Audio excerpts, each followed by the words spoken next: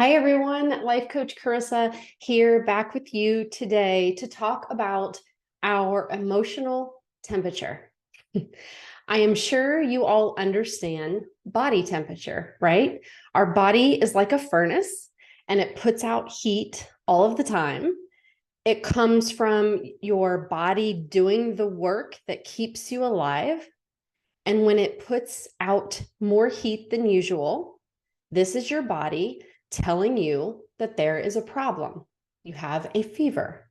Okay. So it's an indicator that something is going on in your body. So you get the thermometer and you check your body temperature, right? It used to be that normal was 98.6, and now they're saying it's changed to 98.2. But the normal range for an adult is anywhere from 97 to 99. Babies and children can be a little higher and range anywhere from 97.9 to 100.4. Now, there are all types of thermometers. If you are a mom, then you know all about this. We had rectal thermometers for our babies. You could use one in the mouth, under the arm, in the ear. And now they have these fancy ones that you can just scan your forehead.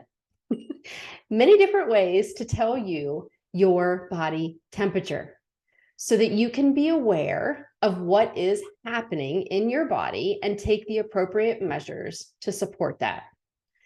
Whether that be medicine or checking in with a doctor and to find out what's going on. Okay, so it's kind of funny, as a mom of young children, I was always a bit obsessed with the kids' temperatures. Probably all moms have this, but sometimes I could just have this sense by looking at them or slightly touching them and know that they had a fever.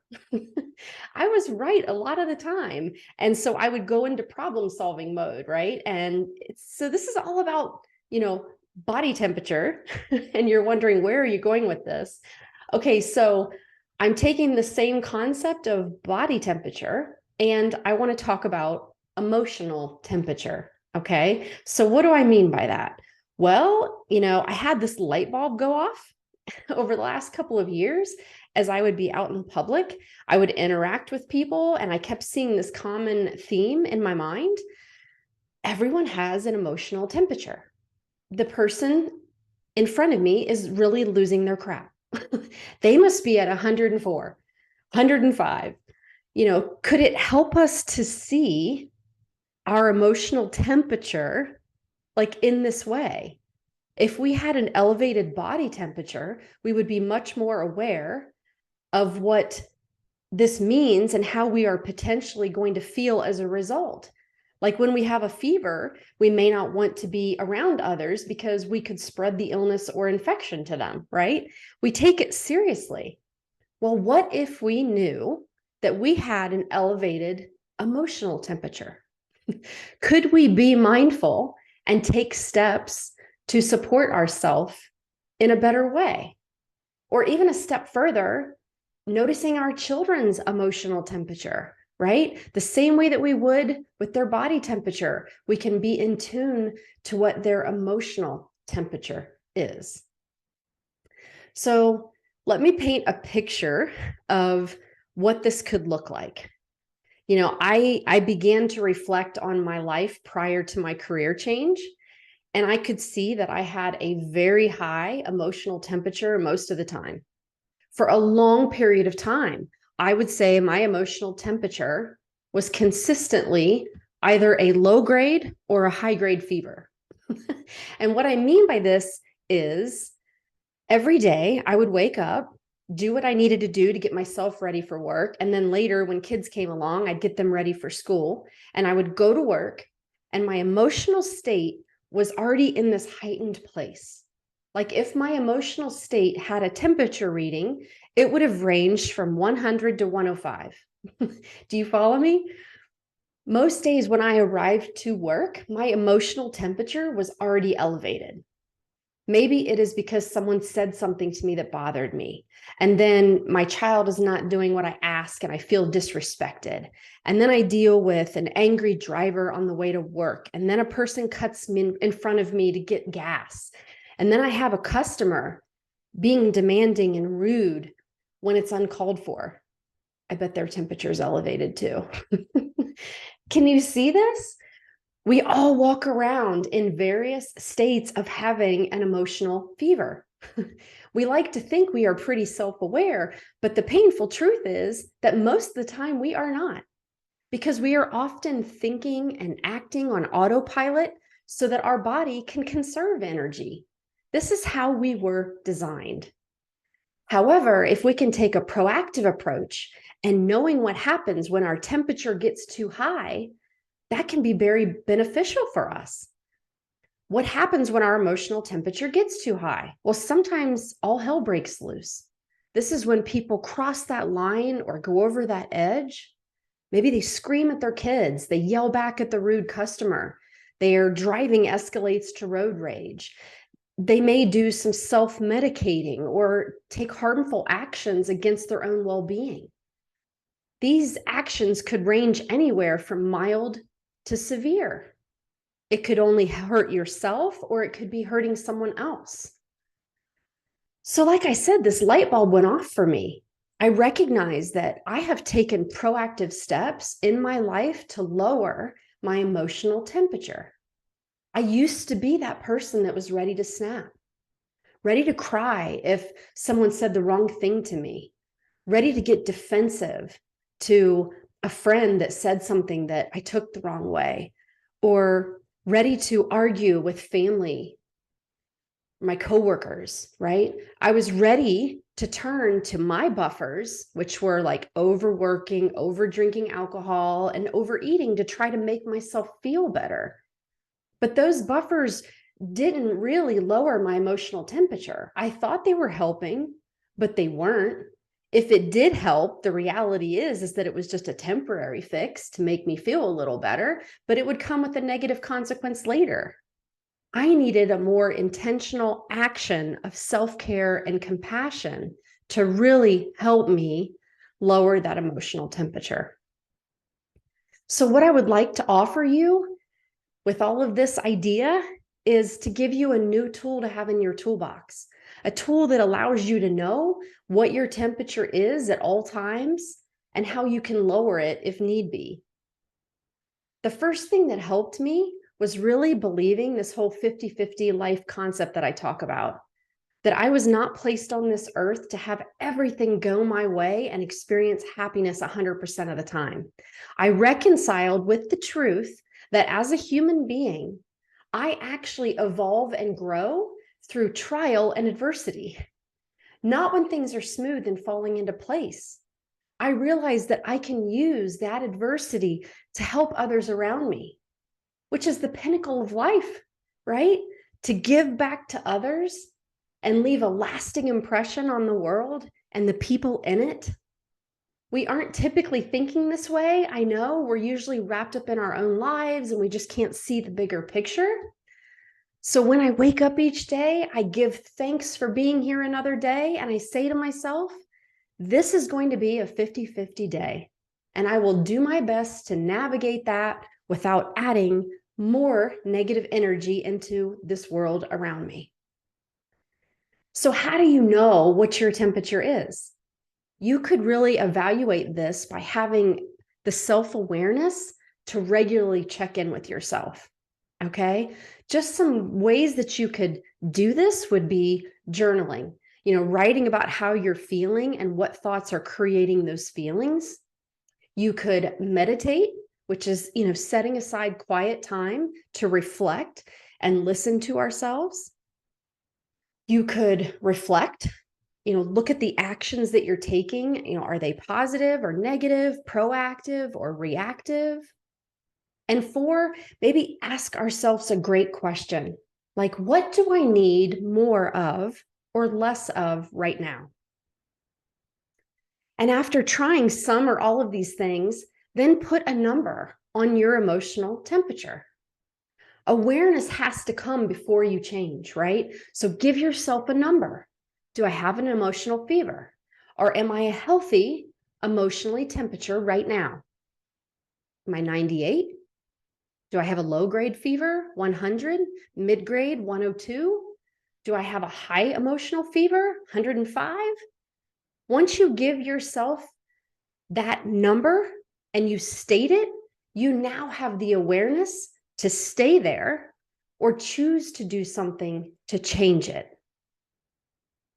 So let's talk about what are some ways to lower your temperature. I mean, there really are an endless number of things that you could do to support yourself to lower your emotional temperature. I'm just going to rattle off some random things just to give you some ideas, but just know that there are so many more beyond this that could support you as a unique individual for what you are struggling with most, right? What is it in your life that is raising your emotional temperature? And so think about some ideas as I rattle these off that maybe come to your mind, right? You could get more sleep. You could stop engaging or being present around gossip. It doesn't help us at all, right? And I don't know of a situation where it really puts us in a better place.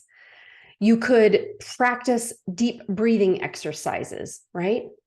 You could ask your spouse or partner for support and help with everything that needs to get done in your life, especially if you're a mom of children. We need to ask. Stop listening to unrealistic stories that your brain likes to create about what your life is supposed to be looking like, right? Like stay grounded in the reality of what your life is like. Read a good book. Maybe take some time off of work or use that vacation time that you have. Another great one is to volunteer your time or give to someone else that really needs it more than you. A great one also is to ask yourself, what has really gone wrong here? What are the facts that I'm dealing with? You know, do something that makes you happy. A walk, a massage, a trip to the zoo, exercise, dinner with a friend. Listen to your favorite music. Take a warm shower or a bath. And you could always decide to talk to your doctor, a coach, a therapist, or a counselor, right? So are you getting some ideas of your own, of what you could do to lower your emotional temperature when it's elevated? I hope you are. I hope that got your wheels spinning about what would be my go-to things to lower my emotional temperature. I think the most important takeaway with all of this is that you've just become aware that you have an emotional temperature and know when you are becoming feverish. Because we are on autopilot most of the time and our primitive brain is leading things, right? That is the most crucial part of this. Like we are on autopilot and things are just happening and we have to interrupt it, right? Just so you can pause long enough to assess your emotional temperature and place a value on it. That pause and creating the awareness can be just enough to interrupt that path that you're on. You can choose something different.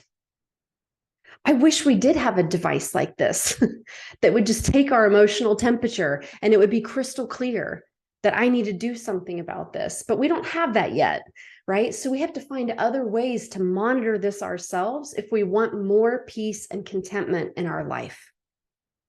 I mean, take it from someone that lived with an elevated emotional temperature for so many years, and I did nothing about it. You know what I did? I complained. I felt like a victim. I tried buffering away my feelings, and I ultimately became depressed about it, and it took a toll on my physical health and my mental health. If I would have known about a concept like this, I could have had a tool to interrupt what was happening and give myself a chance to modify it. The longer that this goes unmanaged, the harder it is to regain control. I truly felt many times I was on the verge of a mental breakdown, and I just didn't know what to do about it. I can remember feeling it when my kids were younger. I can remember feeling it before I even had children. But then for sure, when my kids were younger and when life got challenging, as my kids became older into teenagers, right? I can remember being on that edge and not realizing that I had an emotional temperature that was kind of being untreated. So my goal is to create awareness around our emotional temperatures and give us tools to support ourselves when we need it the most. And I hope that I have done that just a little bit today. So until next time, my wish for you is that you can become aware of your emotional temperature and know when you need to go inward and focus on yourself to lower that temperature. Because life is 50-50 and we don't need to add to that complexity of it by not being able to keep our emotions in a healthy range. All right, everyone. Thank you for listening. If you enjoyed this content, please click that thumbs up like button for me and consider sharing this with someone that you think needs to hear this message, somebody that you think has an elevated emotional temperature, right? You could share this in a very loving, caring way. So if someone you know could use help with lowering their emotional temperature, or if yourself could use this, please visit my website, lifecoachingwithcarisa.com, and request a free, no obligation, complimentary coaching session with me.